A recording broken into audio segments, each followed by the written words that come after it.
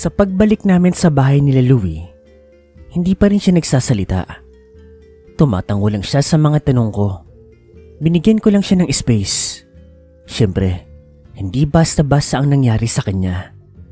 Nakapatay siya ng isang batang aswang na palagay ko nakakaramdam siya ng konsensya. "Pinsan, ayos ka na ba dyan?" Tumango si Louie. "Punta na ako ng kwarto ko Pahinga ka na. Huwag mo kalimutan magdasal Muli siyang tumango. Sinarado ko ang pinto ng kwarto ni Louie. Ako naman, nagtungo ako sa kwarto ko. Nagpalit ako ng damit ko. Naglinis ako ng katawan. At habang nakatingin sa salamin, tinitignan ko ang kwintas ko. Napapaisip pa rin ako sa mga sandaling yon.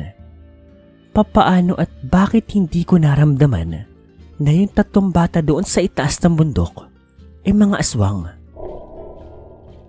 Dati kasi, mapa bata, matanda, babae lalaki, mabait o masamang aswang.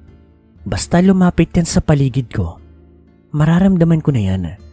Pero sa unang pagkakataon nga, nangyari ang bagay na yun na talagang pinagtataka ko. Hindi naman ako kulang sa pananalig, nagdadasal pa rin ako. At kung sa mga kakayahan naman, nagawa ko naman makipaglaban. Nagamit ko rin yung kwintas ko, kaya imposibleng mawala yung kakayahan ko. Hindi ka kasi makakasunog at makakapagpaabo ng aswang kung wala kang kakayahan. Kahit meron kang kwintas, kung hindi mo maa-activate yung kapangyarihan ng kwintas na iyon, wala rin itong silbi. Kaya anong dahilan kung bakit nangyari ang bagay na iyon? Humiga ako sa kama ko. Nagdasal ako. Iniisip ko yung mga bagay-bagay hanggang sa hindi ko namalayan, nakatulog na pala ako. Kinabukasan, maaga akong ginising ni Louie. "Pinsan, gising na." "Oh, Louie. Aga." Nag-aya si Mami pati si Daddy. Simba raw tayo." Ganun ba? Sige, sandali lang kamo." Teka sandali. Ayos ka na ba, pinsan?" Oo. Nag-isip ako buong magdamag. Ngumiti ang pinsan ko. "Don't worry. Itutuloy ko yung ginusto ko. Napag-isip-isip ko na mas mabuti ngang mamatay yung mga masasamang nilalang kaysa naman mamatay yung mga inosenteng tao. Kagaya na lang ng mga kabataan at mga fetus na yun na hindi man lang nasubukan mabuhay sa mundo natin. Tama ka, pinsan. Hindi nga basta-basta ang pagiging albularyo. Pero malaki ang pwedeng maitulong nito sa mga inosenteng tao. May mga krimen na hindi lang pulis na nakakaresolba o mga sundalo. Nandiyan ang mga albularyo para lumutas sa mga problemang hindi pinaniniwalaan ng karamihan. Desidido ako, pinsan. Magpapatuloy ako." Napangiti at napatango ako. Sa unang pagkakataon, napabilib ako sa sinabi ng pinsan kong yon. "Aba, pinsan, parang hindi ka na pausa." Oo nga Medyo okay na yung boses ko. Nung nakaraan kasi, paus na paus ako Gasgas yung dila ko pero ngayon, okay na bihis ka na. Ready na yung breakfast sa baba. Kumain muna tayo bago tayo magsimba. Alam mo na, para plus points kay Lord. Ibang klase ka talaga. Sige na. Matapos ko pong magbihis, bumaba na rin po ako. At sakto, nagbe-breakfast na po sila Tita Claire, Tito Danny, pati si Louie. Ed, halika na dito, sabihin mo na kami. Bilisan mo nang kumain at aalis na tayo. Baka mahuli pa tayo sa misa. Mabilis akong umupo, kumain, at habang sumusubo, nagulat ako sa tinanong ni Tita Claire. Hoy kayong dalawa, saan kayo nagpunta kahapon? Buong araw kayong nawala Ang sabi ni Yaya mga nakaporma daw kayo. Long sleeves pati slacks, black shoes? Anong trip nyo? Tita, Ma, Ano kasi, may pinapormahan ako. Christian. Nagpanggap lang naman kami ni pinsan na, ayun nga, kunwari interesado kaming sumali sa religion nila pero wala eh. Ekis, nagbago isip ko. Hindi tama yan, anak. Hindi pinaglalaruan ng relihiyon, ha. Hindi porket may gusto ka sa isang babae, magpapalit ka ng relihiyon. Yes, Dad. Sorry po, mali ako. Kaya nga ngayon, manghingi ako ng sorry kay Lord eh. Para yung mga namahinos ko sa langit, magka plus points naman. Ay nako, loko-loko ka talagang bata. Dinadamay mo pa yung pinsan mo napakatino niyan. Sorry, Dad. Hayaan mo, Dad. Hindi ko na itutuloy yung pagliligo ko dun sa babaeng yun. Ay nako. Sige na, bilisan niyo nang kumain. Kinindatan na lang ako ni pinsan. Mabuti na lang, sumagot siya. Kasi hindi talaga ako magaling magsinungaling. Nautal-utal ako pag ganyan. Siguradong mahahalata ako. Matapos po mag-breakfast, sumakay na rin kami sa kotse. Mag-ara nga yung sasakyan na gamit namin noon. At actually, 3 po ang sasakyan nila. Ganon sila kayaman. Ang akala ko, sa Parañaque lang kami magsisimba. Sa mga simbahan doon. Pero nagulat na lang ako nang biglang sabihin po ni Louie na sa may Batangas daw kami magsisimba. Bukod daw kasi sa pagsisimba, bibisita rin kami sa side ni Tita Clara. Batanggenya daw kasi talaga si Tita Clara. Napilitan lang lumipat ng Parañaque noong magpakasal kay Tito Danny. Mahaba po ang naging biyahe. Inabot ng 2-3 oras ata. Hindi ko na alam. Nakatulog kasi ako sa biyahe. At nang gisingin po ako ni Louie, nandoon na daw kami sa may Batangas. To be exact, sa Padre Garcia. Dumiretso kami ng simbahan. Nandoon ang ibang kamag-anak ni Tita Clara. Nagmano naman ako. Pinakilala nila ako sa kanila. Mababait po yung angkan ni Tita Clara. Halatang may class din. Matapos ang onting pagpapakilala, pumasok na rin po kami ng simbahan. At di nagtagal, nagsimula na rin po yung misa. Maganda po ang naging sermon ng pare. Magaling siya. Simple lang. Nakita ko naman si pinsan, nakikinig ng gusto sa sermon ng pare. Akmang-akma nga sa kanya ang sermon, tungkol sa mga masasama at tungkol sa mga mabubuti. Nang matapos ang misa, dumiretso kami sa lugar nila Tita Clara. Isang malaking compound yon. Marami naglalakihang bahay sa loob. Nandoon ang ibang kamag-anak niya. Nandoon ang nanay at tatay niya. Andoon din yung ibang mga kapatid niya. Nandoon din yung mga pinsan ni Louie. Pinakilala nila ako sa lahat. Mababait sila. Kumain po kami ng sama-sama. Boodle fight. Ang daming handa. Parang mini reunion po yung ganap. Makalipas pong kumain, inaya ko ni Louie. Kasama yung ibang pinsan niya. Gaala daw kami. Oo naman kaagad ako. Nilipot nila ako doon sa Batangas. Ang saya. Muli kasi ako nakalanghap ng sariwang hangin. Sa Manila kasi, puro polusyon. Ilang saglit lang, may napuntahan kaming isang burol. Base po sa pinsan ni Louie, pagmamayari daw nila ang lugar na iyon. Nakita ko naman na may farm doon. May mga trabahador din doon.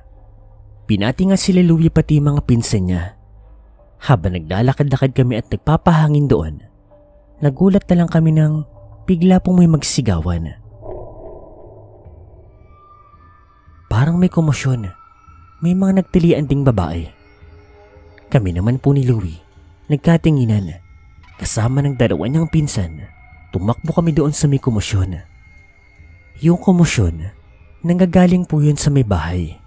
Sa bahay ng isa sa mga trabahador doon. Pumasok naman kami doon sa bahay. At laking gulat po namin na sa isang kwarto doon, may isang dalaga na nakatali sa papag niya. Tumingin kaagad sa akin si Louie. Tumango naman ako. Nagwawala ang dalaga. Napakalakas niya, kaya siya tinali at kinadena. Yung boses rin niya, hindi na boses babae. Boses halimaw na. Nagwawala-wala pa nga ito.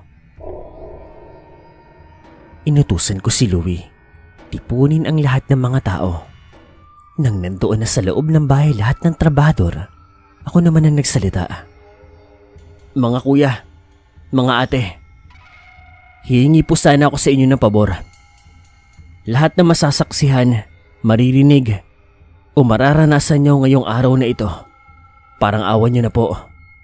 Wag niyo pong sasabihin sa pamilya ni Tita Claire. Kapalit po niyan, pagagalingin ko ang dalagang ito. Nagtanguan yung mga tao doon. Nanatili lang silang nanonood sa labas. Inausap ko naman yung magulang ng dalaga. Ate, kuya, ilang taon na po ito? 12 anyos po eh. Kailan pa ho nangyari to? Siguro po, mga makaliwa na rin po. Galing po siya sa bahay ng kaibigan niya. Umattend lang po siya ng kaarawan nito. At pagbalik niya, noong gabi, nagsimula na pong mag-iba ang nararamdaman niya. Akala namin may sakit lang siya. Hanggang sa nananakit na po siya. Hanggang sa maging ganyan na po. Ano po bang nangyari sa anak namin? Parang awon niyo na po, sir. Kung ano man po magagawa niyo sa kanya, gawin po ninyo. Mahihirap lang po kami. Nakikisaka at nakikitanim lang po kami. Hindi po namin kayang magpagamot sa ospital. Huwag po kayo mag-alala, kuya. Kaya kong pagalingin yung anak ninyo. Pero kailangan ko rin po ng tulong ninyo. Tsaka lilinawin ko rin po. Hindi po niya kailangan ng doktor sa pagkakataong ito. Dahil ang anak ninyo ay nasa kamay po ng isang espiritu. O di naman kaya demonyo. Pinsan, naalala mo yung tinuro ko sa yung dasal? Aling dasal? Ama namin ba? Hindi yung Tagalog. Yung Latin? Oo. Bakit? Dasalin mo. Wag kang hihinto kahit na anong mangyari. Malino ba? Hindi ako hihinto. Paano kung saktan ka niya? Pinsan, wag kang hihinto kahit na anong mangyari. Tumango ang pinsan ko. Nagsimula na siya magdasal. Pinalabas ko yung mga pinsan niya. Pinalabas ko rin yung mga magulang niya. Sinarado ko ang pinto. Lahat ng tao nandoon lang sa labas ng kwartong yon, nag-aabang sa mga mangyayari. 3 na lang kaming nasa loob. Mali, 4 pala. Si pinsan na nagdarasal, ako, yung babaeng dalaga, at yung demonyo. Hinawakan ko ang kwintas ko. Napakalakas ang pag-init nito. Tumitibok-tibok din ito. Nagdasal ako para sa proteksyon ko. Dahan-dahan akong lumapit sa babae. Sino ka? Anong kailangan mo sa kanya? Ibang-iba na ang kulay ng balat ng dalaga. Naglalabas na rin yung mga ugat niya. At ilang saglit pa, nagmulat ng mata yung dalaga. Ano naman pakialam mo? Napatigil palandalian sa pagdarasal si pinsan. Mukhang nabigla siya. Natakot siya. Ngunit nilingunan ko siya ng tingin. Huwag niya ka kung ihihinto ang pagdarasal niya. Bumalik siya sa pagdarasal. Kung ayaw mong madaan sa simpleng pakiusap, pues dadaanin kita sa paraan na ayaw mo. Marami na akong nahawakang kasong ganon sa probinsya. Mas malala pa. Maaari kasing ligaw na kaluluwa lang ang sumanib doon sa babaeng yon. Pero pwede ring demonyo. Noong una kasi, akala ko ay demonyo na ang nakasabi. Pero isang simpleng kaluluwa lang pala. Mukhang ligaw. Mukhang hindi pa nakakamta ng katahimikan. Nagdasal ako ng mataimtim. Hinawakan ko ang kwintas ko. Hinubad ko ito at nilagay sa noo ng babaeng yon. Aray ko! Oo na! Aalis na ako! Nagpupumiglas yung babae. Pero wala na siyang magagawa. Nakapagdesisyon na ako. Binigyan ko siya ng pagkakataon. Kung maayos sana siyang nakipag-usap, maaari pa siyang makarating ng langit. Pero sa pagkakataon na yon, either purgatorio, impyerno ang kabapag sa kanya. Lilinawin ko lang po, hindi ako ang nagdala sa kanya noon. Depende pa rin yun sa kung papaano siya nabuhay sa mundo. Mabait ba siyang tao? Pwede siyang sa purgatorio. May pag-asa pa siyang mapadpad sa langit. Pero kung masama siyang tao, diretso po siyang impyerno. Ang sigurado lang sa ginawa ko, mawawala na siya sa mundong ibabaw. At kung saan siya mapunta, ay depende na sa pagkatao niya.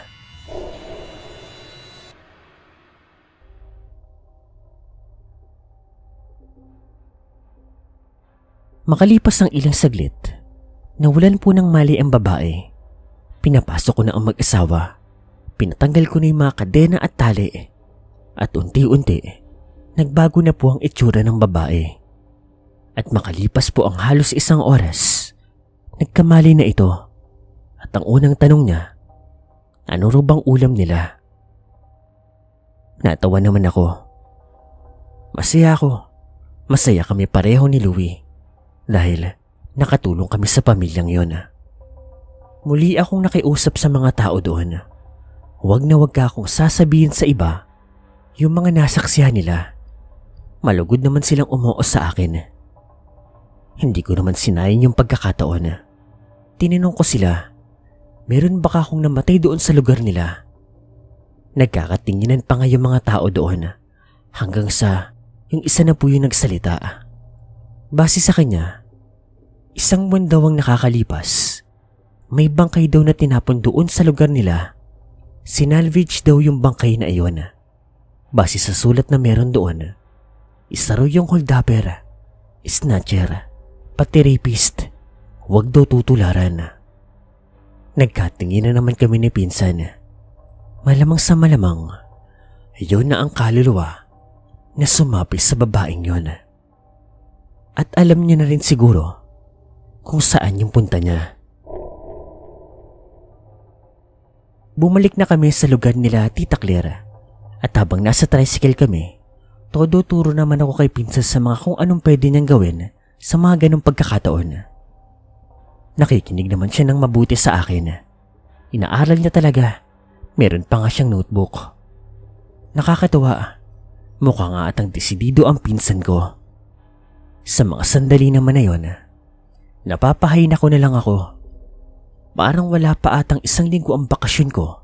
Pero palagay ko, parang napakarami na nangyari. Dito na lang muna ulit. Muli po, ako po si Edgar, ang probinsyano.